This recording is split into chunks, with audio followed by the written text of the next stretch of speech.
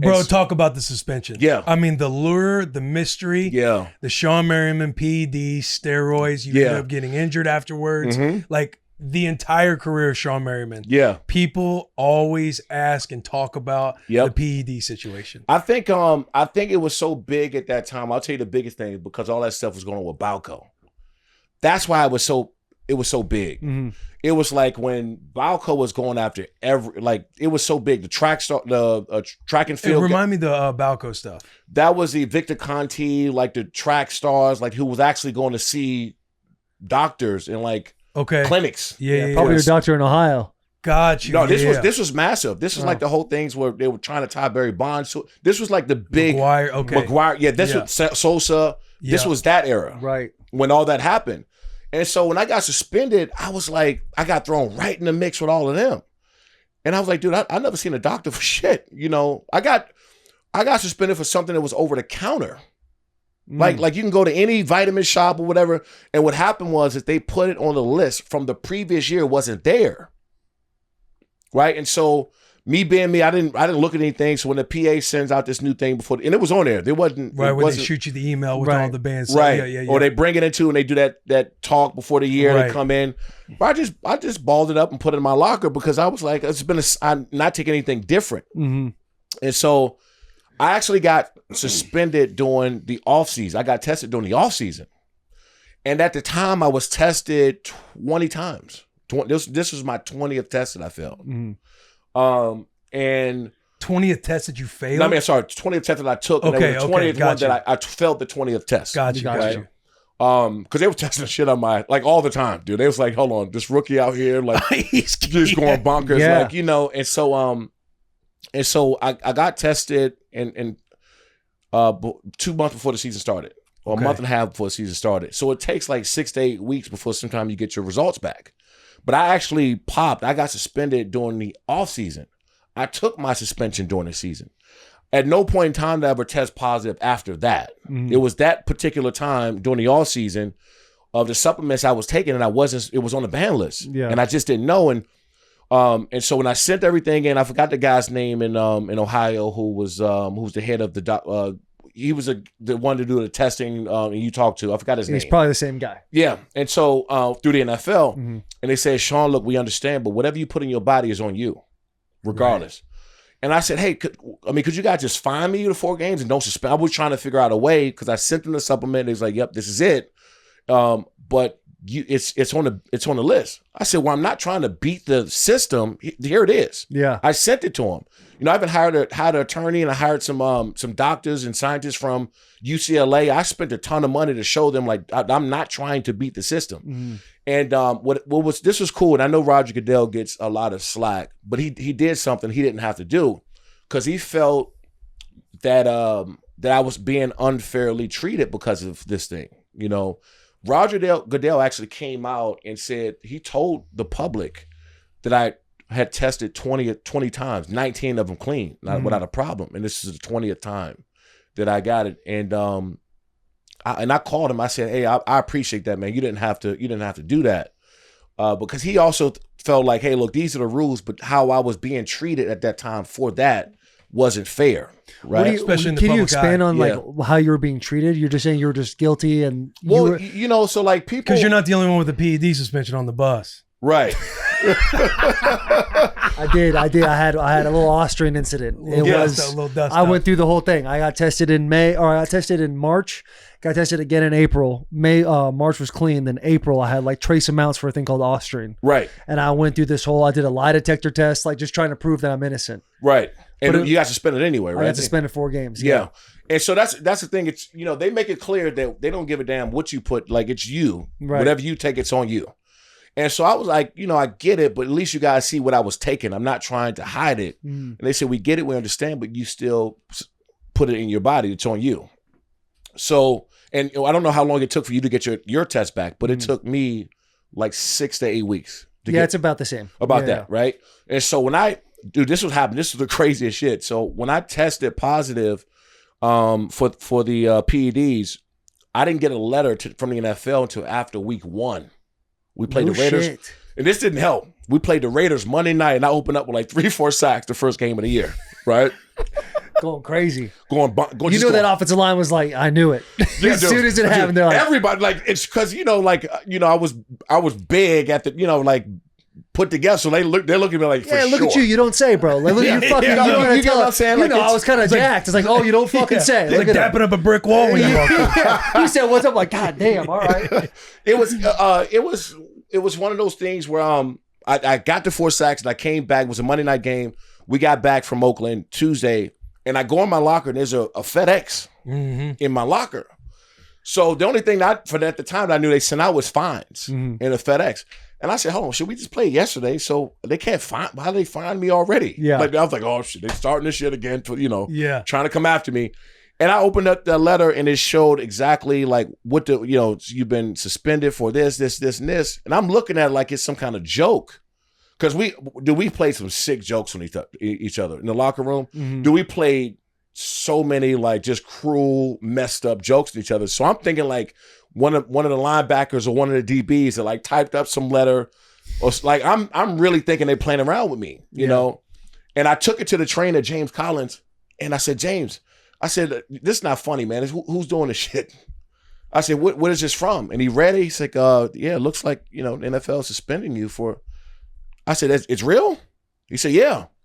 So I go and I call my agent at the time. I'm freaking out. I don't know what the hell's going on. Gotta be a mistake. I'm thinking like, it has to be a mistake. That rage is coming out, huh? Oh, yeah.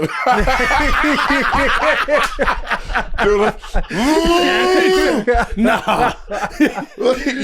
Yeah. Who fucking wrote this? Oh, goddamn. They're straight off the program and shit. I'm coming there knocking down the door. And so, I'm like, this got to be a joke. It's got to be. So I'm like, because what I thought, like, steroids is needles. That's what I'm like, from where I come from.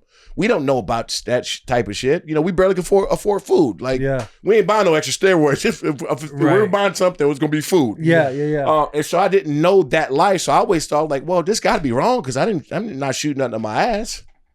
And so later on, I ended up finding out that there's stuff, stimulants and all kind of shit and other stuff. Tainted. It's a whole different world. It's a whole different world. Any like nutritional, any supplement store you walk into. Yeah. There could be something in there. Yeah. And it's that one little just a long name, right? And I'm like, I'm not a scientist. How am I supposed to know that this means steroids? You just don't know. So anyway, you just knew it was helpful. I just knew it got me extra workout in. During the off season, got free workout in. The caffeine's crazy in this one. I go all day. I was like, my bench has gone up 50 pounds. I'm like sitting there curling 200 and shit. I'm like, this is some good, whatever this is. You're running around the facility confused. People are like, come on, man. What are you talking about? Like, no, for real. And so I was suspended. And they gave me an option, which was really dope. And so I appealed it because we wanted to figure out like what was wrong. We had to appeal it so we wouldn't just take it right away. But what I did was I looked at the schedule and saw who we had there. And we had a 4-game stretch. And at the time, they wasn't that good. We had like the Bengals, the Browns. We had 4 teams. It wasn't good. So the team was basically like, okay, we don't need you these weeks. So I dropped the appeal and I took my suspension. So I didn't even fight it anymore because it was like, again, you can take the lie detector, you can do whatever you want. Right. They're going to suspend you. You're even done. Now, like it's the NSF certified, but they even say, even if an NSF certified product gets popped, it's still on you. No doubt about it. And there's a whole bunch of batches. I can go on for 30 minutes about this. I've gone through the whole entire process. And so like you know that first of all, people look at us anyway, they think we all on some shit. I mean, the regular person, look at us like, he got to be on whatever. Right. Because they can't understand, like some of us we're just built differently. We're working out 6-7 days a week. Our bodies are trained to do this. So the regular person was already like, and then me on top of that out there playing and acting the way I was 3 acting. 3 sacks in the first game. They was like, yeah, him for sure. Right. Right. And so I was like, God damn. So you almost get tagged with that no matter what. And I came back and I had more sacks so I didn't test even during the season. I didn't test positive. This was during the off season. And what I found out, it stays in your system for like a few weeks up to 30 days. It stays in your system. So never tested it for anything during the season.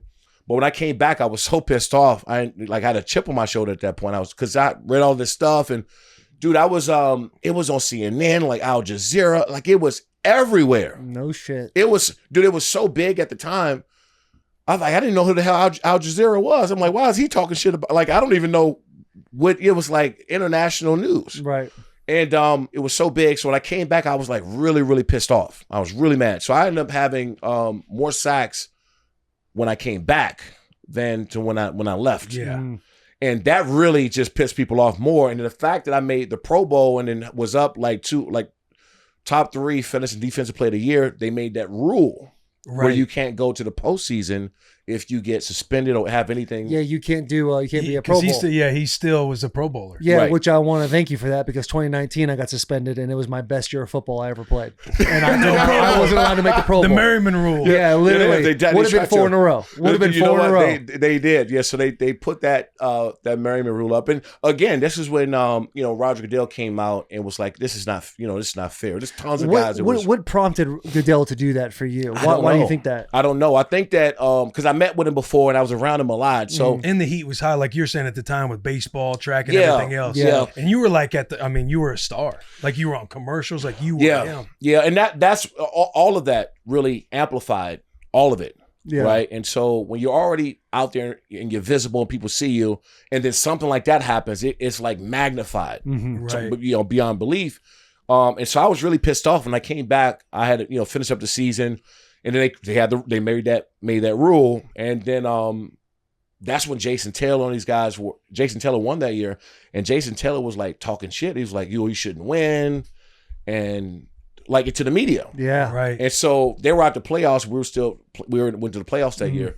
So I sent him a lights out T-shirt and a bag of popcorn and told him to sit his ass on the couch. I sent it to the locker room. No shit. Yeah. Let's fucking go. Yeah. Nice so troll. So I made sure that he got it. The team player personnel, they took it to him and made sure he got it because I had a friend that knew it. I said, make sure he get this. So I sent him a lights out T-shirt and a bag of popcorn. They said, make sure you watch us in the playoffs. What did he say? How did he respond? Nothing. He came back and he was pissed. Yeah. But I'm telling you something that happened though, and again, I was much different then.